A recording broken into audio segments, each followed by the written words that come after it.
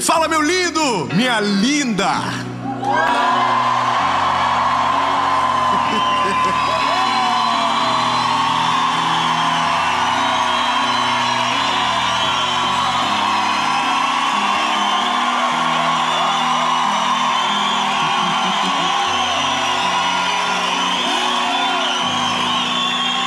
Ah, meu Deus. Minha pressão quase baixou. São Paulo, bebê. Estamos em São Paulo. E essa é... E não foi nada combinado aqui. Os irmãos são... É porque nós estamos muito felizes. Porque sabemos que cada palavra da série Oásis vai ser uma resposta de Deus para você. Então, abra o seu coração. O tema dessa mensagem, eu tenho certeza que vai impactar a sua vida. Eu só quero, antes de qualquer coisa, só para...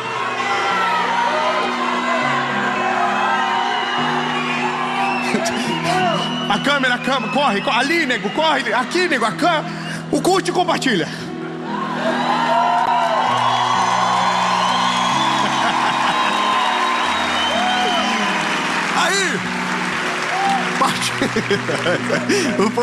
Curte e compartilha. Inscreve no canal. Manda o vídeo, nem que seja uma indireta pra alguém. Ativa o sininho. Aquele grupo de política que dando maior guerra, manda uma mensagem no nada.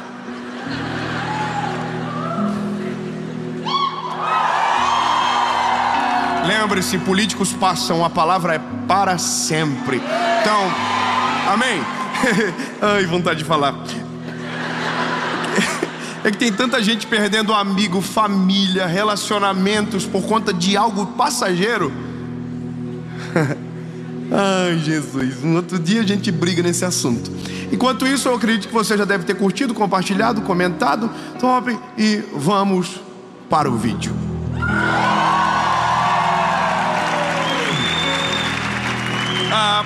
O texto da nossa caminhada é um texto que, aparentemente, no início, ele não conecta com o tema principal, ferimentos de batalha.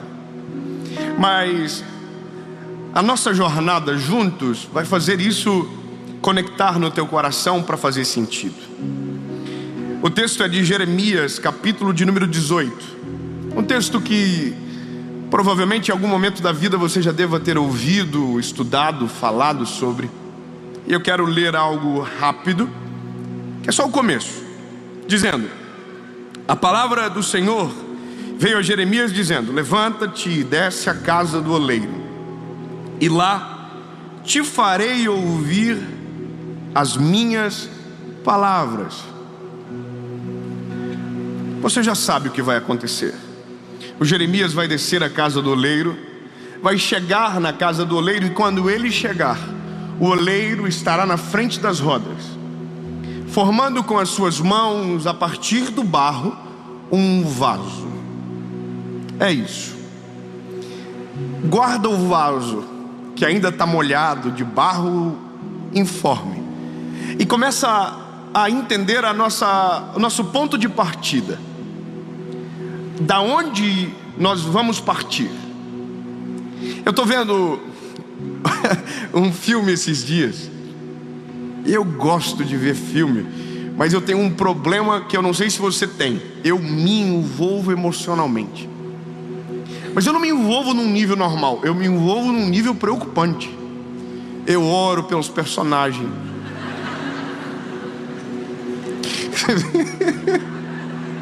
Eu sonho com os personagens. Os personagens fazem parte da minha família no outro dia. E quando morre alguém, eu sinto a dor do luto. Estou falando verdade. Esses dias eu assisti um filme com o personagem que morreu. Aí eu chorei. Minha esposa chegou, não entendeu o que estava acontecendo. Acontecendo. Não fala comigo agora. Quem viu a mensagem de ontem, resolva suas dores, vai entender. Mas eu quero falar do filme que eu vi, né? Deixa eu chegar ao cerne. Eu vi um filme de um ator, que você já deve ter visto ele alguma vez, o Steven Seagal. Rapaz, pensa um homem bom de briga. E ele é tão bom de briga que ele não apanha. Irmão, ele só dá ali. E ele bate de mão aberta. Aí o cabra vem, maior que ele... Aí o cara... E você fala, que é isso, irmão? Chega uma hora do filme que você está começando a torcer. Tomara que ele leve um cacete também. Porque é impossível você entrar numa guerra, numa batalha, e sair de maquiagem, bebê.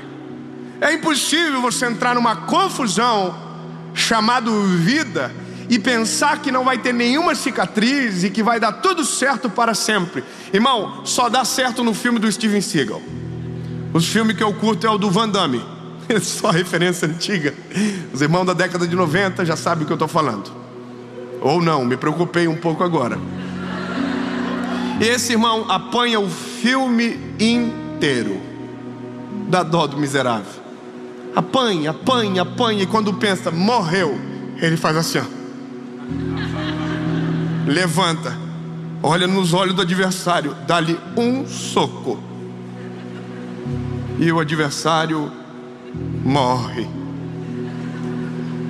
Bom, isso também não é real.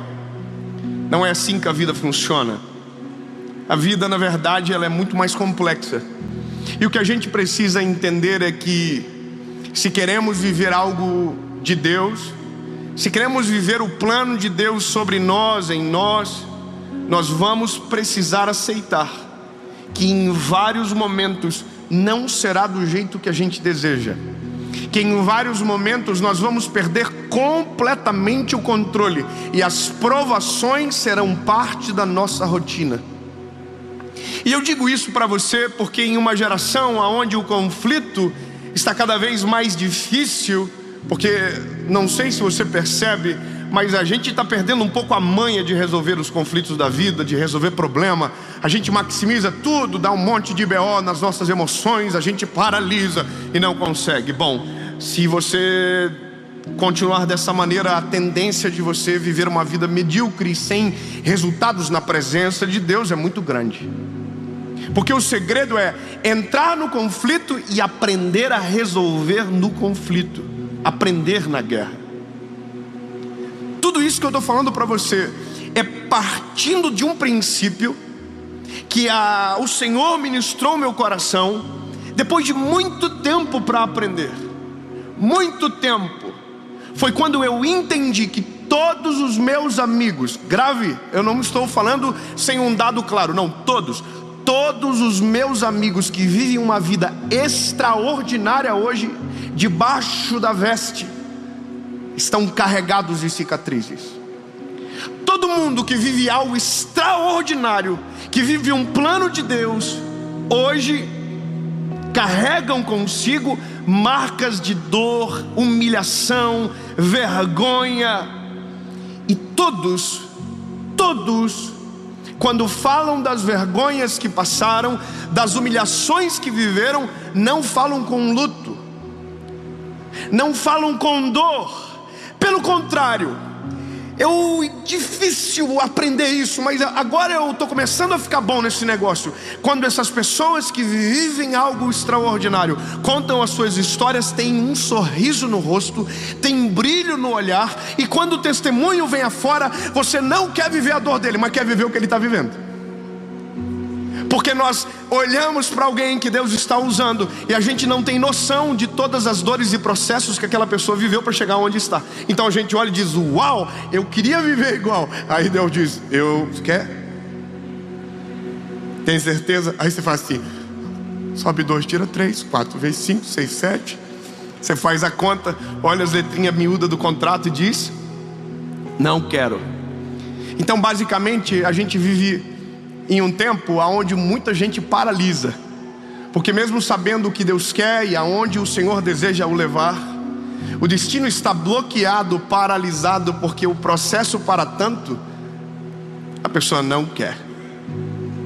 E aí, lindo, eu, dentro de toda essa conversa que tive durante meses e ouvindo histórias, e conhecendo as pessoas e conhecendo homens e mulheres de Deus, eu entendi que ou eu pago o preço e deixo o Senhor moer em algum momento para poder posteriormente colher do fruto de um trabalho de forja do eterno, ou eu vou ser linear a vida inteira, sem testemunhos para que os meus filhos me ouçam e desejem viver a ousadia de coragem que o pai em algum momento enfrentou.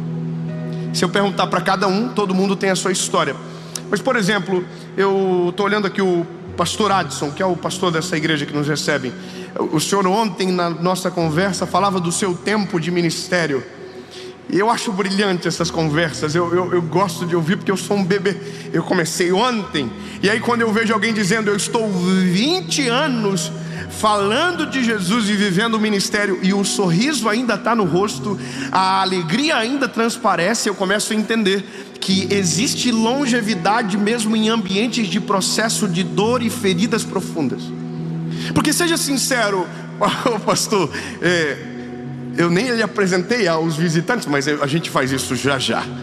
Mas para chegar agora aqui e estar nesse lugar, rápido, quantas histórias de humilhação o senhor tem para contar?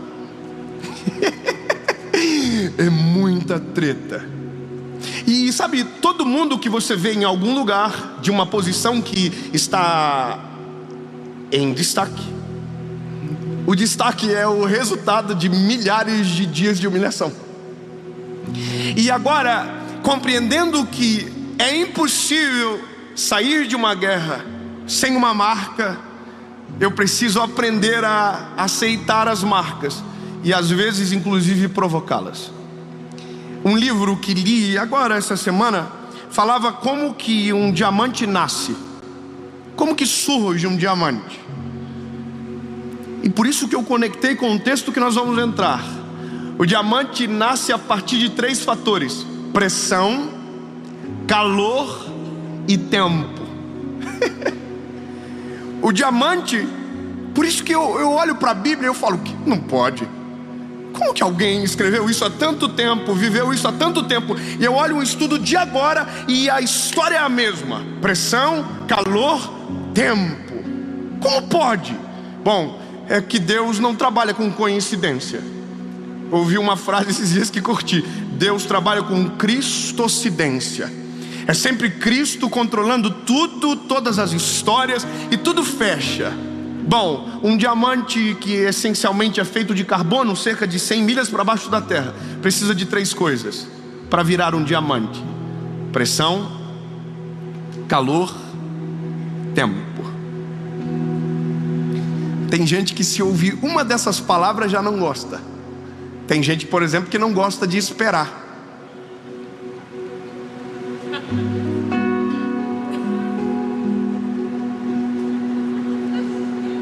Tem gente que brigou com a esposa hoje, que a esposa demorou demais para se arrumar, e já ficou boladão, já reclamou. Bom, tem mulher que não gosta de esperar nem o bolo terminar de assar, abre o forno antes. Tem gente que pegou fila para chegar aqui hoje, ficou bravo, reclamou dentro do carro: por que tanta gente veio? Esperar é uma arte, não é todo mundo que gosta. E tem algo muito pior do que esperar: pressão. A pressão, ela é eu sei, porque eu tenho uma personalidadezinha difícil. Suportar a pressão é suportar as humilhações de um processo que me leva para um lugar aonde Deus quer. E eu sei que nós também temos muita dificuldade com pressão. A gente tem dificuldade com ataques, a gente tem dificuldade quando as pessoas nos perseguem, a gente tem dificuldade quando alguém fala algo contra a gente, e a gente tem uma vontade só: vingança. A gente muitas das vezes não quer viver o que Deus deseja para nós porque a gente quer obedecer à vontade dele. Não, é porque a gente quer esfregar na cara de alguém que nos humilhou no processo, que a gente estava certo e o que Deus tinha para nós era de verdade. Eu sei, irmão, é difícil dar um glória a Deus nessa mensagem. Eu sei que é difícil porque alguns milagres que a gente pede não são para nós, é para esfregar na cara de alguém. Ai, Jesus, meu Senhor, não deixa eu pregar essas mensagens complicadas. As pessoas ficam chateadas. Eu tô aqui falando com você e as histórias surgem na minha cabeça, irmão, porque de vez em quando eu bato de frente com os inimigos. E todo mundo é assim, irmão. De vez em quando eu bato de frente com alguém que me pisoteou. E aí dentro de mim mora o Dave. E o Dave, irmão, é vida louca. O Dave, se mandasse, eu nunca ia estar aqui. O Dave, se governasse, eu ia viver brigando na internet, xingando os outros, mandando direct, ofendendo. Mas graças a Deus que o Dave vive perdendo as batalhas, e quem ganha é o dono dele, que o controla e governa.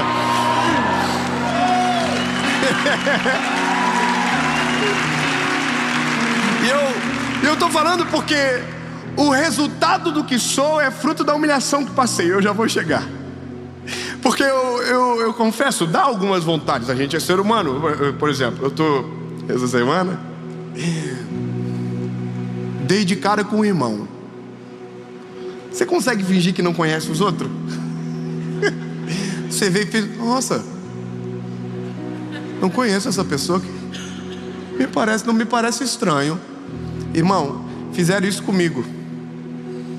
Só que eu que queria ter feito com ele. Entendeu, irmão? Só que o meu lado, às vezes, muito bobo, a gente quer ficar sorrindo.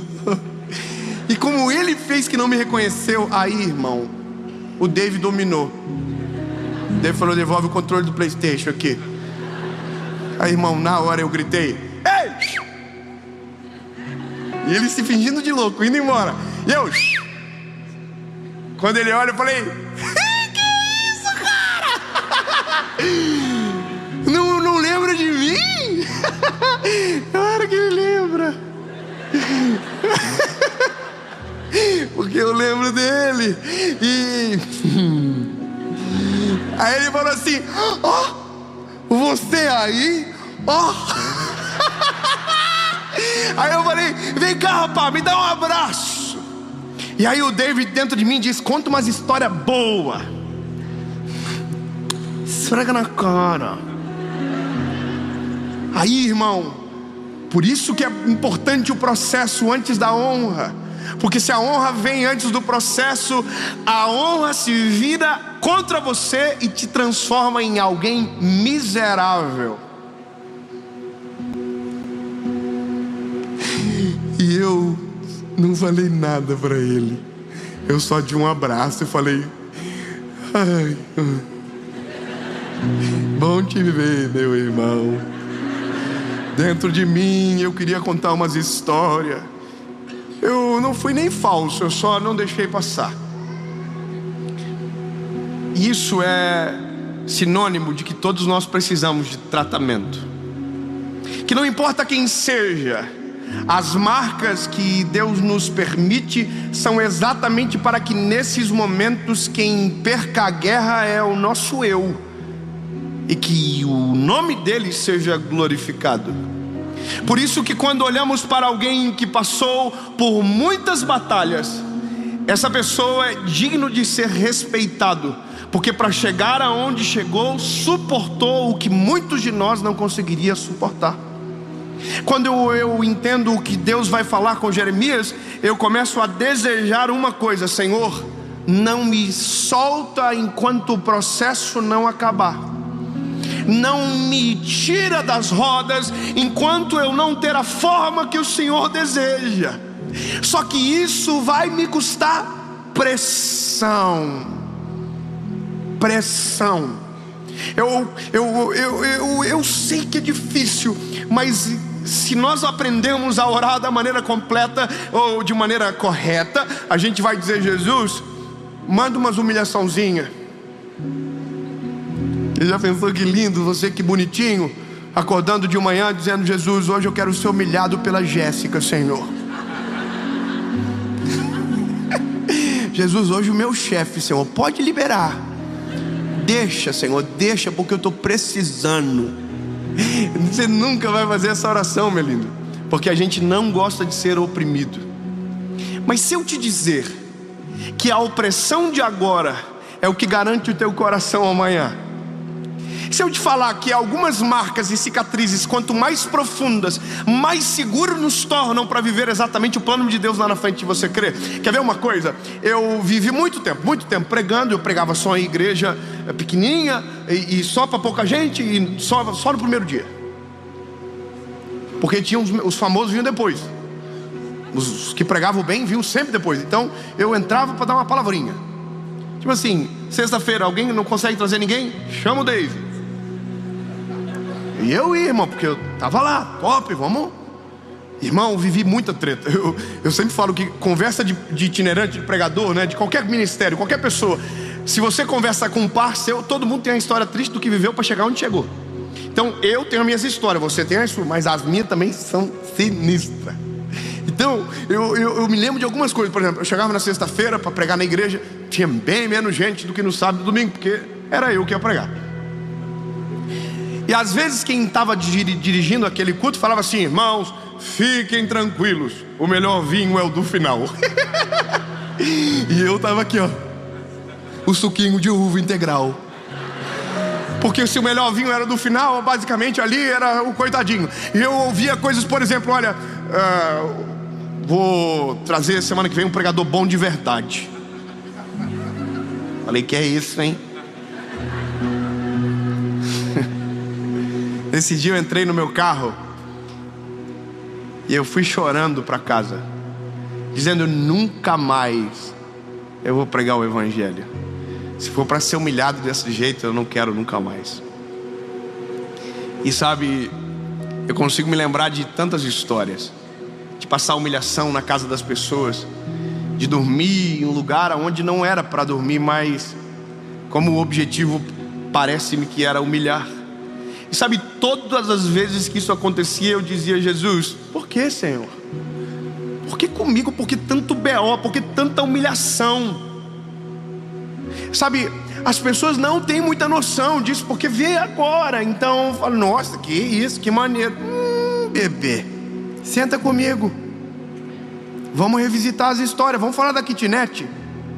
Vamos falar do carro que queimou o para-brisa e a minha esposa gata do jeito que é, com aquela cara de rica, com o guarda-chuva para fora do carro aqui, ó, tirando a água do guarda-chuva, e eu com medo dela brigar comigo. Ela falou assim: só vai, lindo, vai dar tudo certo.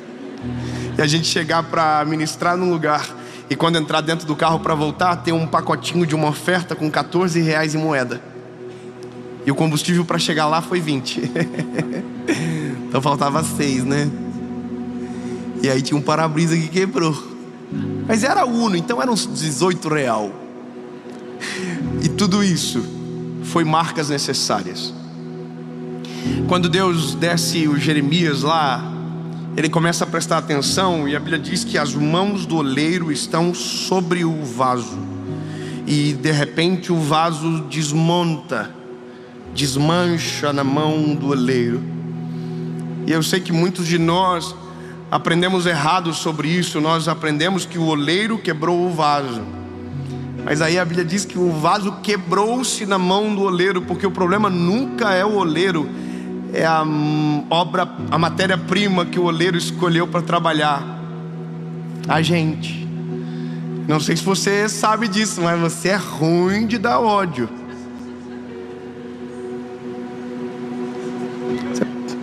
Você pode compartilhar isso com o irmão que está do teu lado?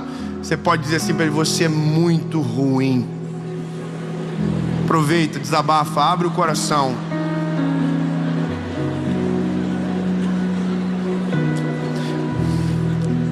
Mas fala para ele: mesmo assim, Deus olhou para você e enxergou aquilo que só Ele consegue enxergar.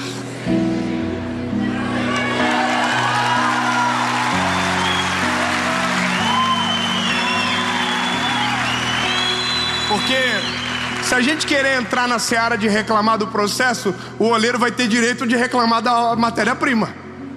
Ah, Senhor, não quero esse processo. Meu lindo, com a matéria-prima que você é, só assim para dar certo. Porque senão você vira uma cebosa, irmã. Você vira um ceboso, meu lindo. Deixa eu abrir o coração para você.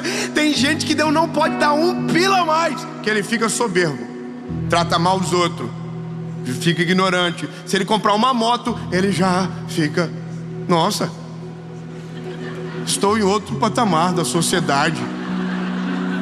Tudo que vem antes de um processo que garanta a estabilidade para aquilo, vem para destruir, não para abençoar.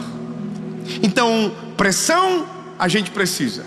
Pressão. Aí depois, quando acabou a pressão, aí vem o calor. E entenda que o vaso pronto não é o barro original. Entende o que eu acabei de dizer? O vaso pronto não é o barro original. Não é mais a mesma textura, não tem mais o mesmo cheiro, não tem mais a mesma forma. Era um barro, agora é um vaso. Mas não se tornou um vaso no passe de mágica, se tornou um vaso por conta de todo o processo que viveu para chegar. Pressão e o fogo. O fogo é o negócio que envolve o terceiro tempo. Porque quando o oleiro coloca o vaso no fogo, ele vira as costas para o vaso que está dentro do forno e vai trabalhar no outro que está sobre as rodas. Seja sincero, você já se sentiu esquecido no forno? De olhar para todo o cenário que você já viveu e dizer: Jesus, o que está acontecendo? O Senhor só pode que o Senhor me esqueceu aqui dentro.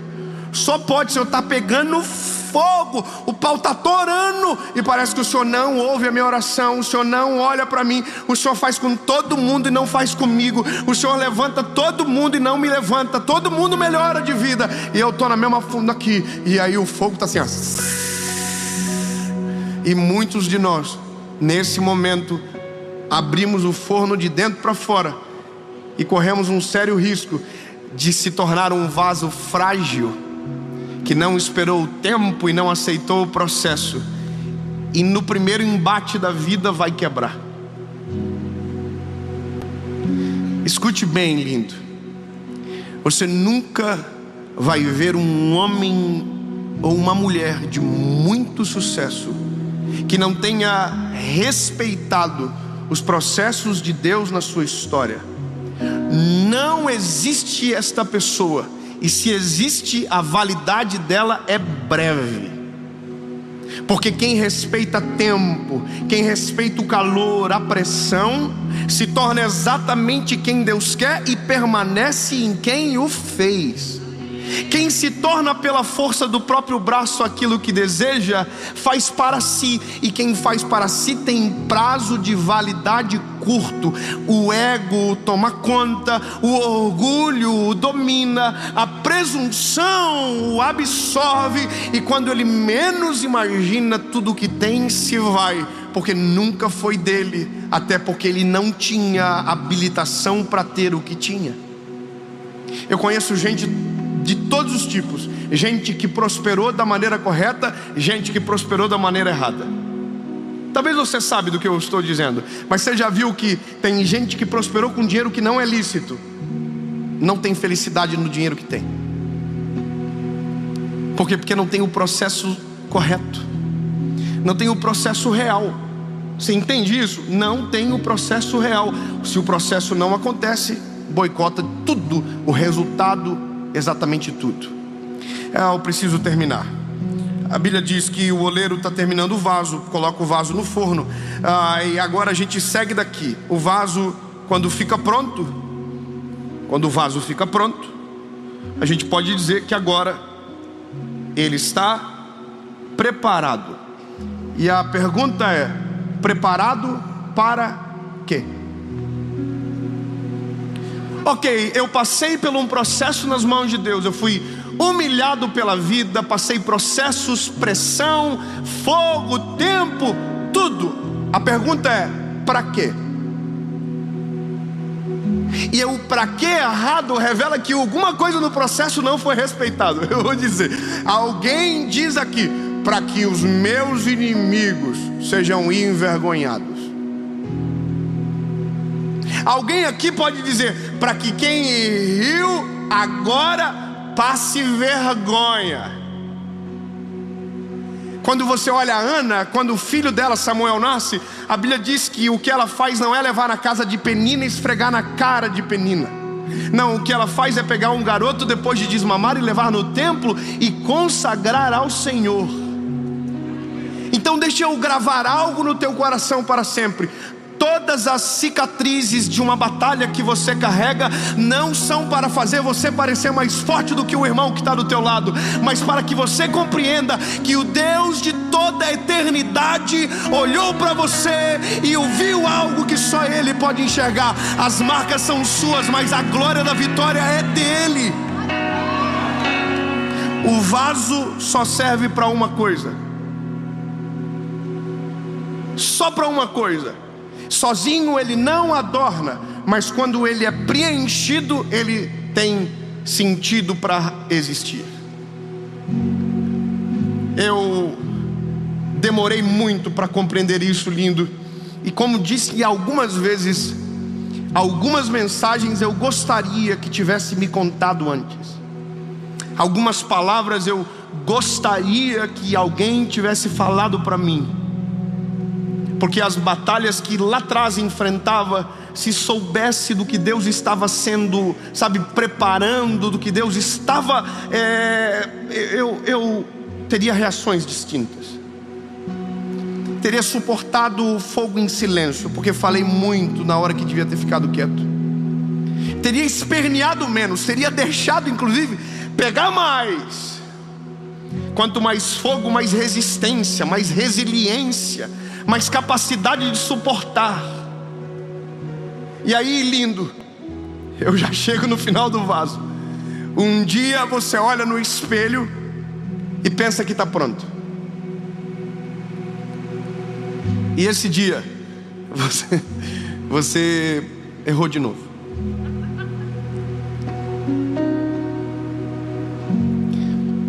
Porque o vaso fica pronto, mas o oleiro nunca para de trabalhar no vaso.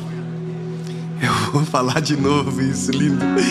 O vaso fica pronto, mas o oleiro nunca para de trabalhar no vaso.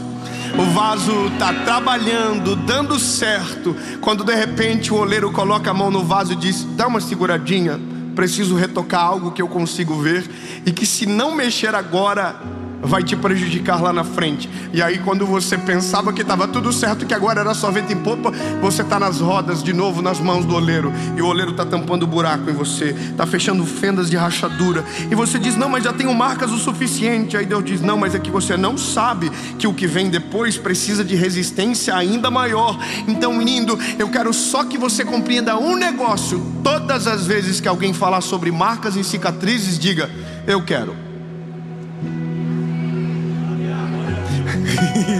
10 irmãos, tá bom, 10 irmãos querem, os outros dizem: não, férias. Disney. Então, lindo, se prepare, porque vai dar tudo certo com você. Só não vai acontecer nada maneiro, só vai ficar na marolinha. Agora, quando você entende que a cicatriz é necessária, você não precisa nem ser convocado para a guerra. Você entra na guerra, você entra na batalha, porque você sabe que quanto mais marcas, mais capacidade você vai ter para suportar o que Deus deseja colocar em você. O vaso fica pronto e o resultado do vaso é ser preenchido. E aí o apóstolo Paulo termina dizendo: tendo porém tesouros em vasos de barro, para que a glória não seja do vaso, entende? Mas daquele que o encheu. As minhas cicatrizes talvez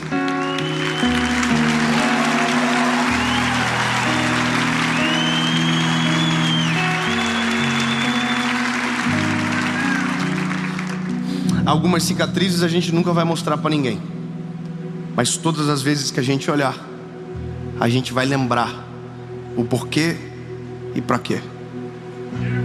E talvez um dia, é profético o que eu vou falar agora, receba se você quiser ou não. Posição de receber é assim: adorar, abençoar, receber. Eu quero declarar no nome de Jesus que todas as batalhas, todas as guerras que você está enfrentando, ou talvez ainda vai enfrentar, servirão para deixar cicatrizes profundas em você. Que talvez não é isso que você desejava, mas se tem alguma coisa que muda o homem de maneira genuína, são as marcas de um combate. Talvez você não percebe, mas cada marca, uma faceta do teu caráter é trabalhada. Cada marca, uma faceta da humildade sua é trabalhada. E quando menos você perceber, uma ferida aberta se transforma numa cicatriz. E a cicatriz que um dia doeu, em nome de Jesus na sua vida, será um motivo para glorificar o nome daquele que te chamou para obras incalculáveis, maiores do que você possa imaginar, mas que só irão acontecer se no nome de Jesus a pressão, o fogo e o tempo forem respeitadas. Amém.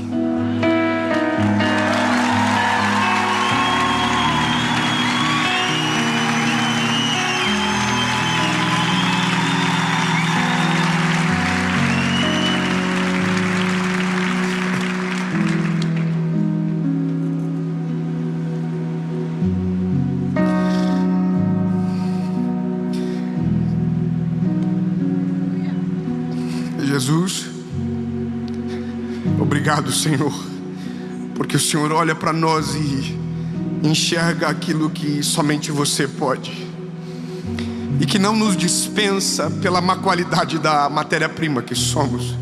Pelo contrário, o Senhor nos usa, nos aproveita para a glória do teu nome.